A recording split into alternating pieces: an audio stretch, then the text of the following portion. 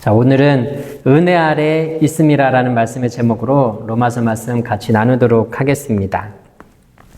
로마서 말씀이 참 어려운 말씀이긴 하지만 가만히 살펴보게 되면 로마서 말씀을 통해서 사도 바울이 강조하고 있는 두 가지가 이 서론부에 나타나는 것을 보게 됩니다. 첫 번째는 오직 믿음으로 우리가 구원을 받는다라는 것이죠. 그리고 또 다른 하나가 있다면 죄가 더한 곳에 은혜가 더 많이 있다라는 것이죠. 그런데 많은 사람들이 이것을 악용해서 이해하고 사용해 왔습니다. 그러니까 예를 들어 오직 믿음으로만 우리가 구원을 얻는다라고 하니까 사람들이 어떻게 행동하게 되었냐면 믿기만 하면 되는구나. 행위는 필요 없구나. 내가 어떻게 살든 그건 별 상관이 없는 거고 믿는 게 중요한 거구나 라는 사람들이 등장하게 되었습니다. 그리고 또 다른 하나는 우리 로마서 5장 20절 말씀에 나와 있는데 같이 한번 읽어보겠습니다. 시작. 율법이 들어온 것은 범죄를 더하게 하려 함이라. 그러나 죄가 더한 곳에 은혜가 더욱 넘쳤나니 라고 말씀을 해주고 있어요. 그래서 이 말씀을 보면서 죄가 더한 것은, 그러니까 죄를 많이 지면 그만큼 하나님의 은혜도 더 많이 경험한다고 하니 내가 하나님의 은혜를 더 많이 누리기 위해서는 내가 더 많은 죄를 지면 되겠구나 라고 이상하게 말씀을 왜곡해서 생각하는 사람들이 있다라는 것입니다. 오늘 본문은 이 질문에 대한 답변으로 구성되어져 있어요. 여러분들은 어떻게 생각하세요? 만약 죄가 더한 곳에 은혜가 더욱 넘치게 된다면 우리가 하나님의 큰 은혜를 경험하기 위해서 더 많은 죄를 져야 될까요? 하나님께서 주시는 큰 은혜를 경험하기 위해서 우리는 하시는 한 죄를 짓는 삶을 살게 되면 나중에 이것을 회복시켜주는 은혜도 크다 보니까는 더 큰 은혜를 누리게 되니까 더 많은 죄를 짓는 것이 마땅한 것일까요? 사실 이런 말도 안 되는 논쟁이 일어나게 된 배경에는 그 당시에 초대교회를 휩쓸었던 굉장히 위험적인 이단적인 사상 하나가 있었습니다. 그것이 영지주의라고 하는 것인데 그 영지주의가 무엇이냐면 쉽게 말해서 영혼과 육체를 분리해서 한번 생각해 보자라는 것이에요. 영혼과 육체를 한번 분리해서 생각해 보자. 우리가 구원받는 것은 영혼만 구원받는 것이 아닌가.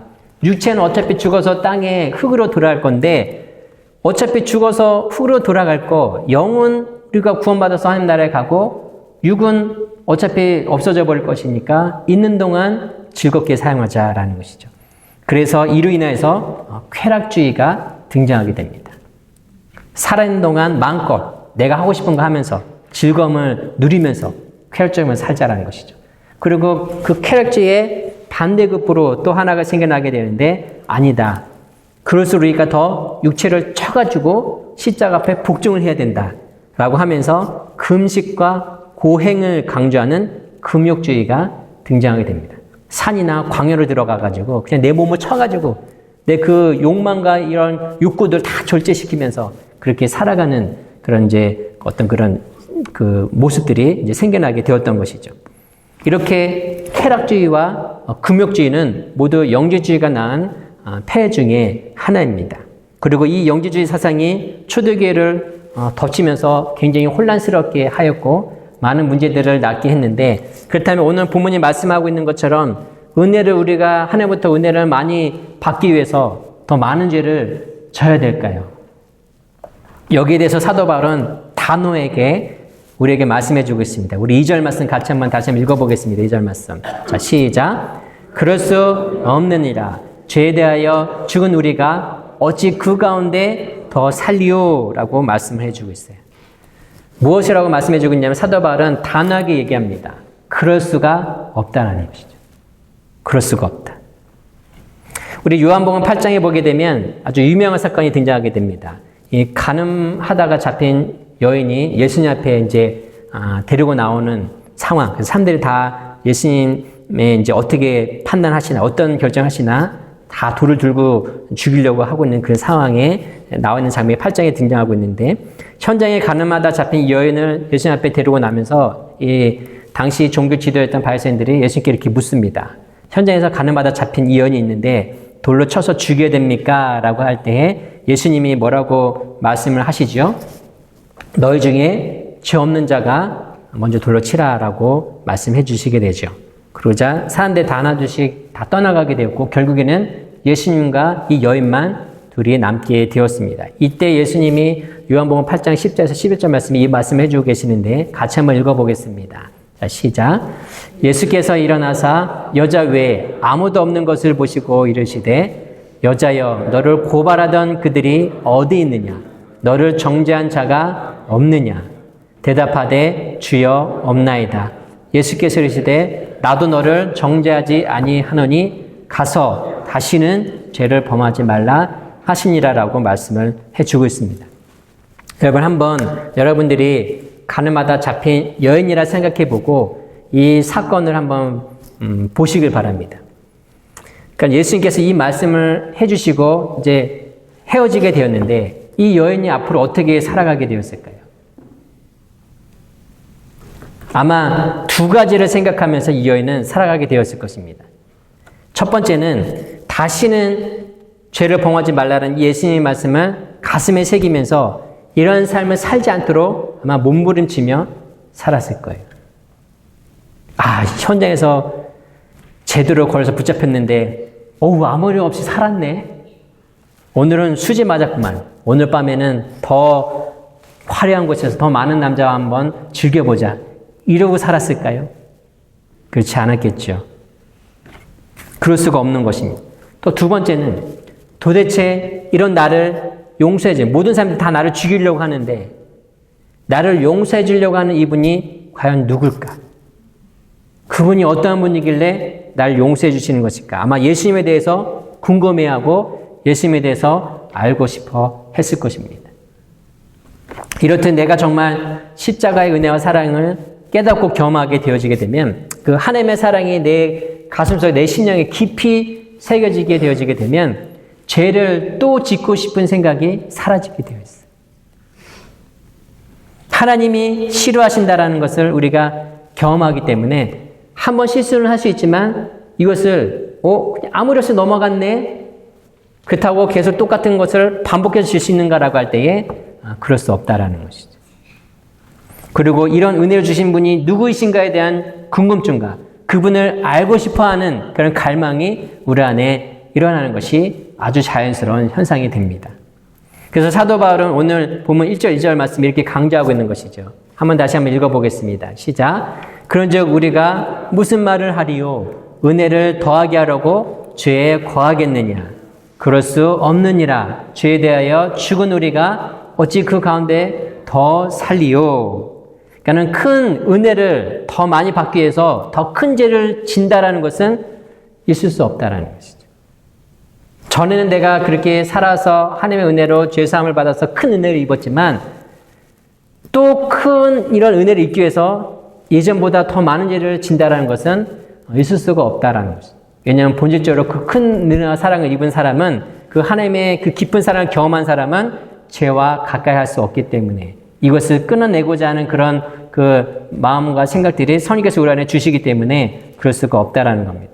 그래서 오늘 보면 3절, 4절 말씀해 보게 되면 이어서 말씀해 주고 있는데 같이 한번 읽어보겠습니다. 시작. 자, 무릇 그리스도 예수와 합하여 침례를 받은 우리는 그의 죽으심과 합하여 침례를 받은 줄을 알지 못하느냐. 그러므로 우리가 그의 죽으심과 합하여 침례를 받음으로 그와 함께 장사되었나니 이는 아버지의 영광으로 말미암아 그리스도를 죽은 자 가운데서 살리심과 같이 우리로 또한 새 생명 가운데서 행하게 하려 함이라라고 말씀해 주고 있어요. 오늘 본문에서 아주 중요한 말씀이 개념이 등장하고 있는데 예수님과 합하여 우리는 침례를 받았다라고 말씀을 해주고 있습니다. 그러니까 십자가 사건과 침례 사건을 비교하면서 말씀을 해주고 있는데 얼핏 보면 이게 이해가 되지를 않습니다. 십자가 사건과 침례 받은 게 뭔 상관인가 이런 생각이 들게 되는 것이죠.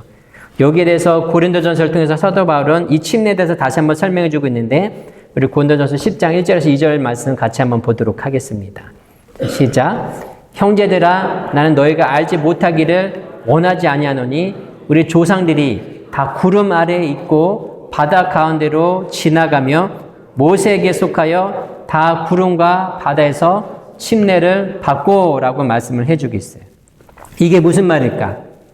우리 잠시 모세 시대로 한번 우리가 돌아가서 한번 생각해 보겠습니다. 우리가 이쪽을 애굽이라 하고 여기를 가운데를 홍해바다라고 하고 제 기준으로 이쪽을 이제 광야 그리고 이어서 가나안이라고 한번 생각해 보겠습니다. 여러분 이스라엘 백성들은 400년 동안 애굽에서 종살이를 했습니다. 민족 전체가 노예 생활을 해왔어요. 그런데 어느 날 하나님께서 모세를 들어 사용하셔서 이제 이 애굽을 떠나 하나님께서 약속하신 땅으로 인도하겠다라고 말씀해 주십니다. 모세 나이 80세 때 모세가 거절했지만 그럼에도 불구하고 하나님은 모세를 설득해서 이 사역의 중심으로 이 출애굽을 하는 리더로 하나님께서 모세를 세워가신 것을 보게 됩니다. 그리고 애굽에 10가지 재앙을 내리게 되고 결국 민족을 다 이끌고 출애굽을 하게 되는 것을 보게 되는 것이죠. 근데 가까스로 애굽을 떠나서 광야로 이렇게 나오게 되었는데 그 앞에 이제 홍해바다가 기다리고 있었습니다. 근데 뒤에서는 애굽 군대가 이스라엘 백성들을 다시 잡기 위해서 철병거로 무장한 군대가 막 빠른 속도로 오고 있는 상황이었어요. 그때 이 상황에서 어떻게 됐냐면 하나님께서 이 홍해바다를 갈라주시는 것을 보게 됩니다. 그래서 홍해바다 갈라지게 되자 이스라엘 민족들이 그 바다를 갈라주어서 지나가게 되었고 이후에 애굽의 군대들도 이스라엘 민족을 잡으려고 홍해바다로 같이 들어갔다가 물이 다시 이제 들어오게 되면서 다 수장되어서 죽는 사건을 우리가 잘 알고 있습니다. 이것이 이제 출애굽의 가장 중요한 사건인데 고린도전서 말씀을 보게 되니까는 이 사건은 출애굽 사건인데 침례를 받은 사건이다라고 말씀해 주는 거예요. 이게 왜 침례일까요?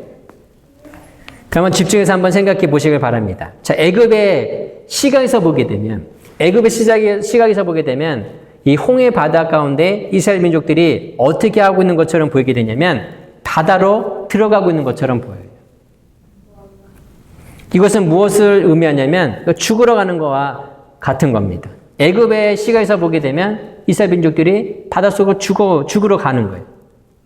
그런데, 이 홍해 바다를 지나서 광야, 그리고 가나안 입장에서 보게 되면 이 모습이 어떻게 보이게 되냐면 바다에서 살아나오는 삶의 모습처럼 보여지게 되는 겁니다.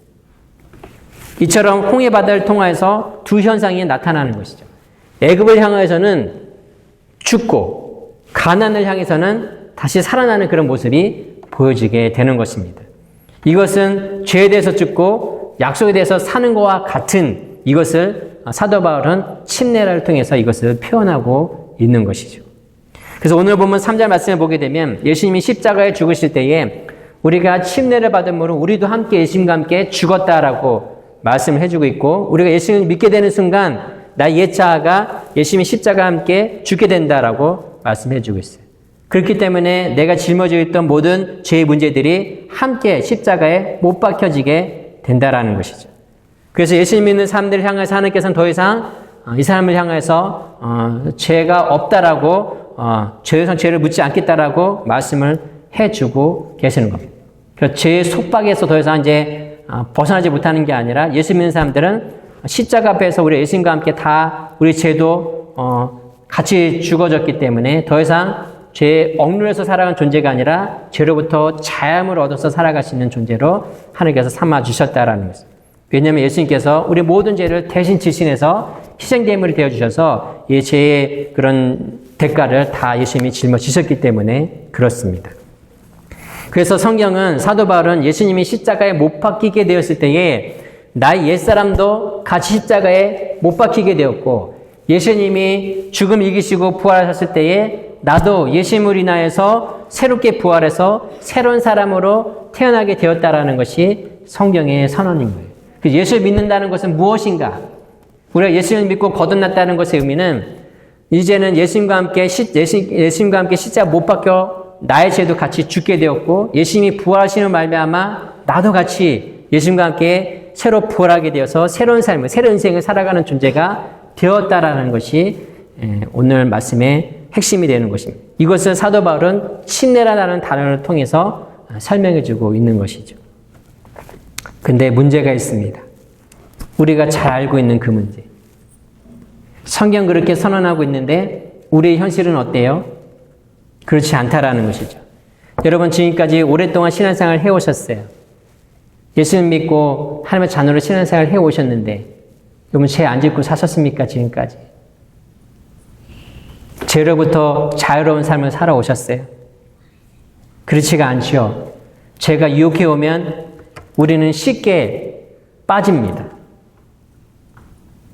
금방 내 욕심과 욕망에 사로잡혀가지고 하나님께서 나를 통해서 예수 믿게 한 다음에 하나님의 장소 살아가고자 하는 그런 모습이 있음에도 불구하고 우리는 애써 외면하면서 내가 하고 싶은 대로, 내 욕구대로, 내 욕심대로, 내 욕망대로 살아가고자 하는 것이 여전히 우리 안에 존재하고 있더라는 것이죠. 그러니까 예수님을 믿어도 나쁜 짓 할 사람은 다 하고 예수님을 믿는다고 하면서도 죄 지는 사람들은 다 죄를 짓고 산다는 거. 이게 너무 많다라는 거예요. 그런 사람들이. 근데 성경 말씀, 오늘 말씀만 보더라도 예수를 믿게 되면 더 이상 죄를 짓지 않는다라고 말씀해 주고 있는데 우리의 현실은 하루도 죄 짓지 않고 사는 날이 없어요. 매일매일 우리가 하나님 앞에 범죄하고 죄 짓고 그 욕망에 이끌려서 살아가고 있다는 것이죠. 성경의 선언과 나의 현실이 너무 달라요. 이게 우리가 가지고 있는 고민이고 범인이 되는 것이죠. 그렇다면 왜 그런 것일까요? 왜 이렇게 성경의 선언과 나의 현실은 다를까요? 우리 5절 말씀 같이 한번 읽어보겠습니다. 자, 만일 우리가 그의 죽으심과 같은 모양으로 연합한 자가 되었으면 또한 그의 부활과 같은 모양으로 연합한 자도 되리라라고 말씀을 해주고 있어요. 이 말씀은 우리 기독교 안에서 굉장히 중요한 신학적인 개념을 담고 있습니다. 그리스도와의 연합이라는 그런 개념을 담고 있어요. 이것을 좀 더 쉽게 설명드리면 그리스도의 연합이란 무엇인가? 예수 믿는 사람들은 이제 나 혼자 이 세상을 살아가는 사람이 아니라 나의 새로운 주인이 되시는 예수님과 함께 연합하여서 살아가는 존재가 크리스찬, 예수 믿는 사람이다라는 거예요. 전에는 나 혼자 이 세상을 살아왔다면 이제 예수 믿는 그 순간 성령께서 우리 안에 내주 역사해 주시기 때문에 이제 예수 믿는 사람들은 이 세상을 나 혼자 살아가는 것이 아니라 하나님과 함께 살아가게 되더라는 것이죠. 그것을 그리스도의 연합이라고 말씀을 해주고 있습니다.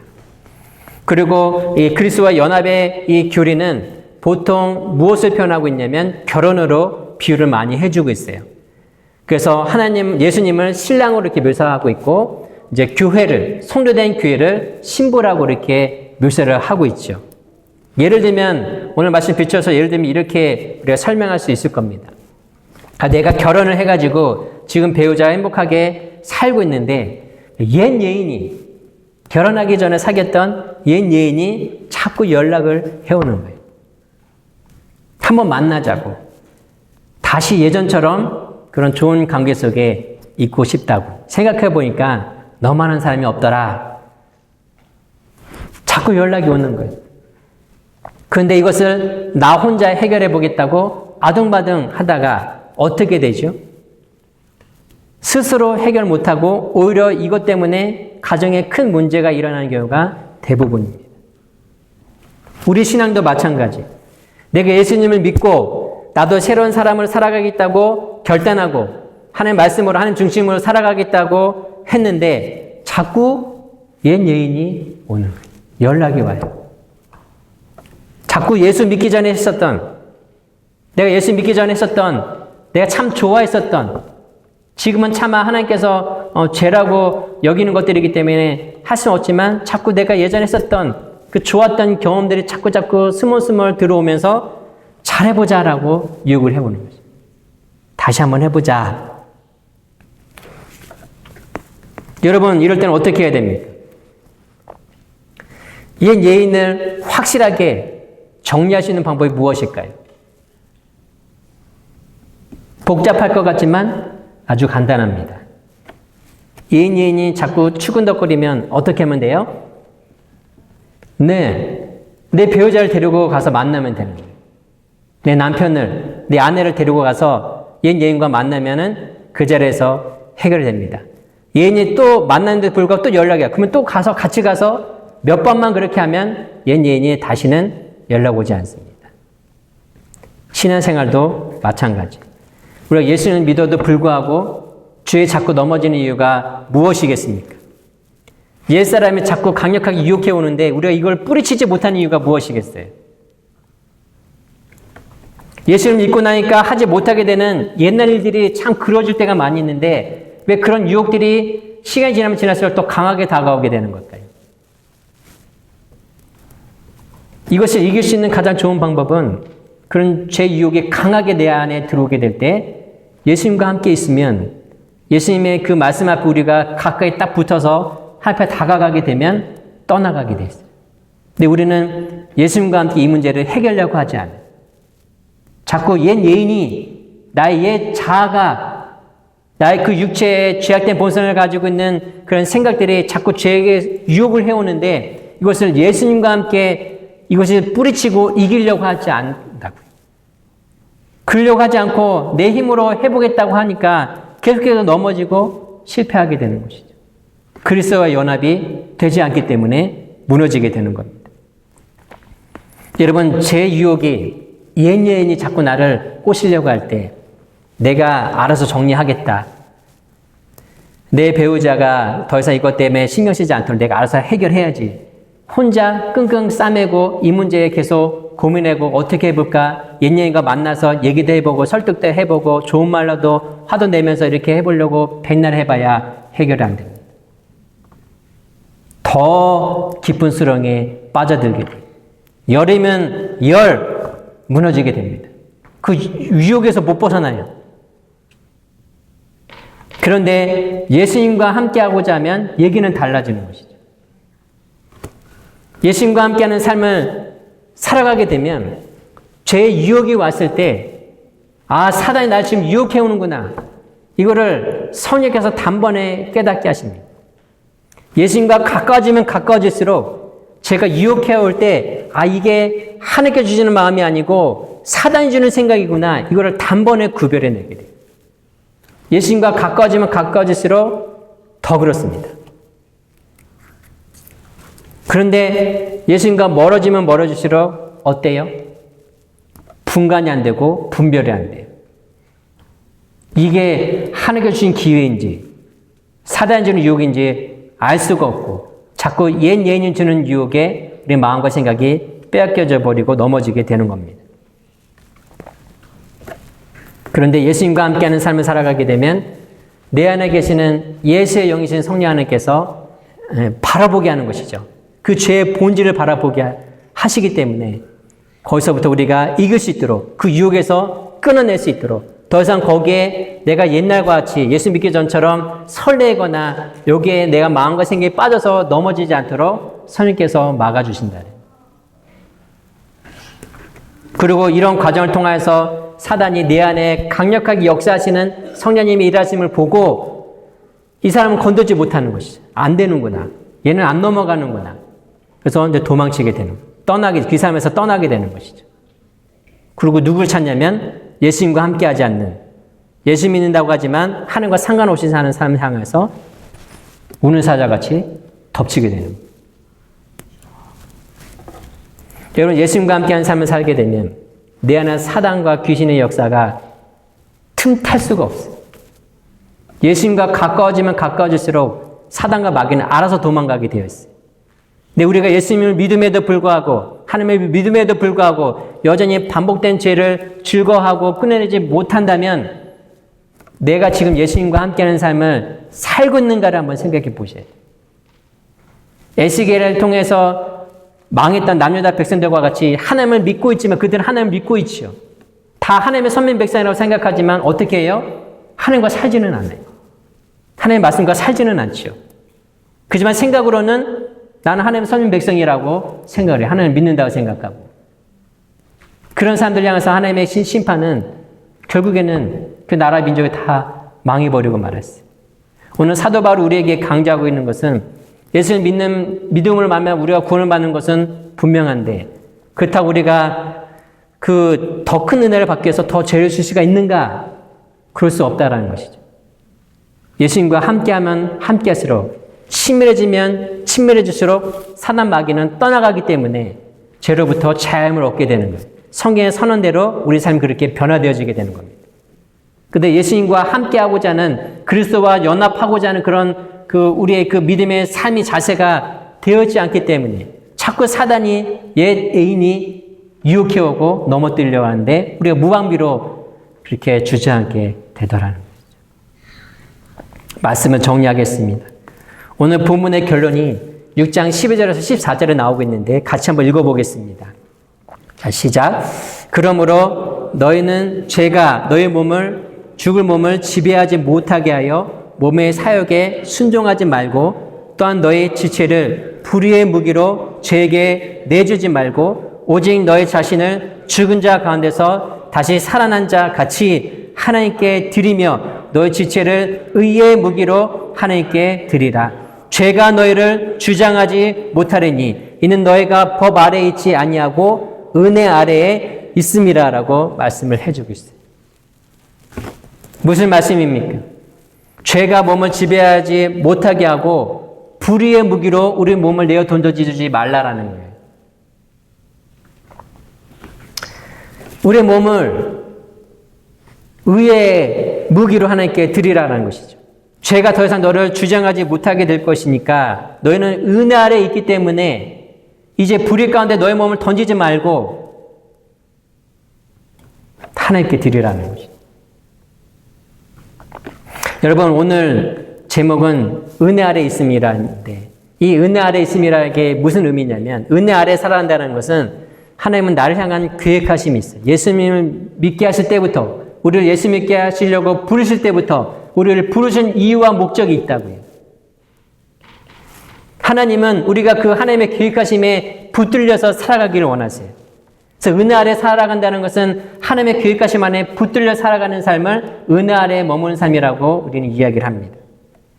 그래서 은혜 아래 살아간다는 것은 더 이상 죄 가운데 살아가는 것이 아니라 옛사람의 유혹에 빠져서 자꾸 살아가는 것이 아니라 내가 평소에 가졌던 내 욕구, 욕망을 채우기 위해서 살아가는 삶이 아니라 나를 향한 하나님의 계획하심을 믿음으로 바라보면서 하나님의 그 계획하심에 온전하게 붙들려서 살아가는 것을 은혜 아래 살아가는 삶이라고 말씀해주고 있는 거예요. 여러분, 하나님은 아담을 만드시면서 아담에게 얼마나 놀라운 그 사명을 주셨는지 모릅니다. 우리 1장 28절 굉장히 유명한 말씀인데 한번 같이 한번 읽어보겠습니다. 시작. 하나님이 그들에게 복을 주시며 하나님이 그들에게 이르시되 생육하고 번성하여 땅에 충만하라. 땅을 정복하라. 바다의 물고기와 하늘의 새와 땅에 움직이는 모든 생물들을 다스리라 하시니라라고 말씀해 주고 있어요. 아담과 하와를 향한 하나님의 계획하심이 무엇인지를 하나님께서 말씀해 주셨어요. 생육하고 번성하라는 것이, 땅을 정복하고 모든 생물을 다스리라는 것이 하나님이 이 아담과 하와에게 주신 사명이었어요. 그런데 문제는 무엇이냐면 창세기 3장 6절 말씀에 보면 우리 앞서절만 같이 한번 읽어보겠습니다. 자, 시작. 자, 여자가 그 나무를 본즉, 자, 하나님은 땅을 정복하고 생육하여 번성하라고 하시는데 이 땅을 다스리라고 말씀하고 있는데 하와가 자꾸 보고 있는 것이 무엇이에요? 선악과를 보고 있어요.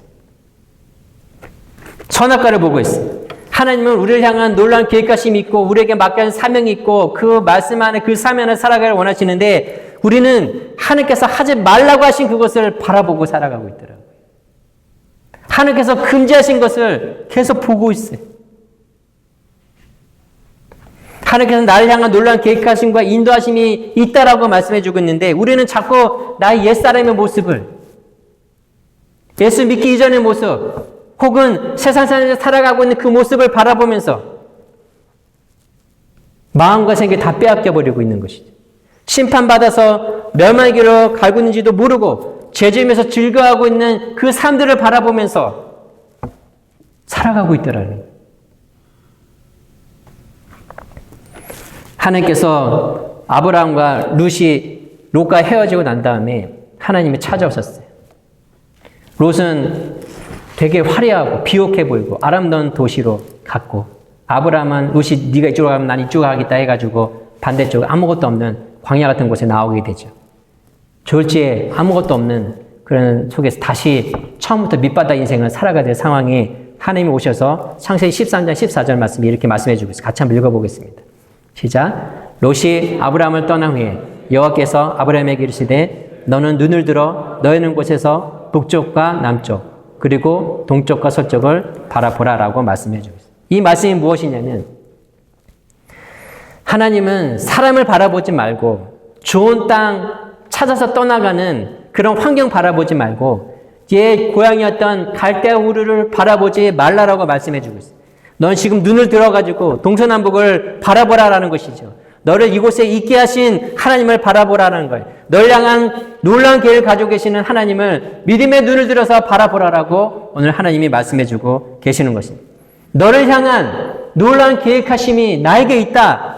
내가 이것을 너와 함께 해 나갈 것이다. 내가 너와 함께 너의 삶을 그렇게 이끌어 갈 것이다. 그러니까는 사람 바라보지 말고 환경 바라보지 말고 널 향한 나의 계획, 하나님의 그 계획과 섭리를 바라보라라고 말씀해주고 있는 것이죠. 그렇게 될 때에 우리는 더 이상 죄 가운데 종노릇하지 않고 옛사람의 본성에 이끌려서 다시 범죄하는 인생을 살아가는 것이 아니라 하나님 손에 꼭 붙들린 사람으로 하나님께서 복 주시고 화평케 하시는 사람으로 살아갈 수 있다라고 말씀해주고 있는 것입니다. 신앙생활을 오래 했음에도 불구하고 아직도 옛사람의 모습에 벗어나지 못해서 자꾸 옛 예인이 유혹해오는데 넘어지는 분들이 계시다면 오늘 말씀을 통해서 다시 한번 믿음으로 결단해서 이 죄의 사슬, 죄의 유혹을 끊어낼 수 있기를 바랍니다. 성경의 선언은, 하나님의 선언은 어떤 유토피아적 이상을 말하고 있는 것이 아니에요. 오늘 우리가 경험할 수 있는 거예요. 그러기 위해서 예수님을 이 땅에 보내주셨습니다. 우리가 이것을 온전히 누리지 못하고 있다면 안 되는구나. 우리는 죽을 때까지 죄 짓고 회개하고 죄 짓고 회개하는 삶을 살다가 가는구나 라고 살아가겠지만, 생각하겠지만, 그러나 이 말씀에 온전히 의지해서 그리스도와 연합하여서 예수님과 함께 사랑하고 순종하고 승리하는 삶을 매일매일 나의 삶 가운데 살고자 하게 된다면 저절로 사단 마귀가 떠나가는 그 역사를 보게 될 거예요. 하나님의 말씀이 그저 우리에게 리서비스를 해주는 것이 아니라 진짜 오늘 살아가는 나에게 주어지는 하나님의 약속이구나. 이것을 경험하면서 살아가게 될 거예요. 우리에게 필요한 것은 이 말씀에 우리에게 주신 약속의 말씀을 의지해서 이 말씀대로 순종하면서 살아가고 있는 거예요. 단지 알고 믿는 것에서 그치는 것이 아니라 이 말씀 그대로 주어진 약속의 말씀 그대로 우리가 믿고 받아들이고 이렇게 살기 위해서 예수님과 함께 나의 삶과 나의 시간을 사랑하고 순종하고 승리하는 삶을 위해서 하나님 나라를 세워나가는 일에 우리가 들어지게 된다면 이 성경에 씌워지는 놀라운 약속의 말씀들이 나의 삶 가운데 현실로 되어지는 그런 은혜들을 여러분 모두가 맛보아할 수 있게 될 것입니다. 저 누구는 어떻게 죄짓지 않고 살 수 있느냐라고 말하고 있지만 그러나 이 약속의 말씀대로 살고 순종한 사람은 사도바울과 같이 이렇게 고백할 거예요. 하나님으로부터 난 자는 범죄하지 아니한다. 자신 있게. 비록 우리 안에 죄 유혹이 있고 옛 예인이 자꾸 우리를 꼬드기고 유혹하고 넘어뜨리려고 하고 있지만 그리스도와 연합된 죄로 예수님과 함께 친밀한 관계에 살아가는 그 사람들에게는 그 유혹이 온다 할지라도 이 머리 안에 줄을 틀고 그 생각이 나의 마음과 깊이 뿌리 내릴 수가 없어요. 그래서 우리가 죄 가운데 날마다 몸부림치면 싸울 수밖에 없는 상황이 우리 가운데 우리가 예수님 죄를 말씀 그날 때까지 오게 되지만 그러나 우리 안에 죄 유혹이 온다 할지라도 이것을 우리 삶 가운데 죄의 그 영향력이 강하게 나타나서 우리를 무너뜨리는 것이 아니라 예수님께서 이 죄와 싸울 수 있도록 힘주시고 능력 주시고 성령께서 강력하게 우리 삶을 지켜 보여주심으로 사단 마귀 역사가 우리 삶을 틈타지 못하고 우리 가정과 우리 믿음의 공동체에 이 접근도 하지 못하게 하는 그 강력한 하나님의 일하심을 보게 될 거라. 누가요? 이 약속의 말씀을 붙잡고 이것이 나의 것으로 여기고 이 예수님과 함께 그런 믿음의 삶을 살고자 하는 사람에게 그 은혜들이 주어지게 되더라고요. 간절히 바라옵기는 이 일에 우리 모두가 오늘 말씀과 같이 사단에 속해서 살아가는 것이 아니라 하나님의 은혜 아래에 속해서 하나님 그 놀라운 계획하심에 온전히 붙들려서 주님 오시는 그날 때까지 승리하며 살아갈 수 있는 저 여러분들 되시기를 예수님의 이름으로 간절히 축원합니다.